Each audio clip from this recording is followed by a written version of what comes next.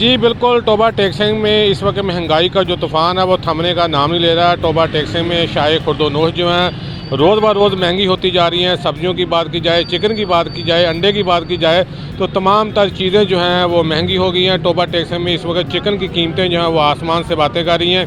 Toba टेक्संग में इस वक्त चिकन जो है वो 381 रुपये किलो के हिसाब से फ़रोख्त किया जा रहा है और अंडे जो हैं वो 270 रुपये दर्जन के हिसाब से फ़रोख्त किए जा रहे हैं। शहरी काफ़ी ज़्यादा परेशान है। शाय खुर्द-ओ-नोश जो हैं वो काफ़ी ज़्यादा महंगी हैं। प्याज की बात की जाए, सब्जियों की बात की जाए तो वो भी बहुत ज़्यादा महंगी है। 200 रुपये किलो में प्याज जो है शहर में फ़रोख्त हो रहा है। शहरियों का कहना है कि गरीब आदमी की ज़िंदगी रोज़ ब रोज़ तंग होती जा रही है।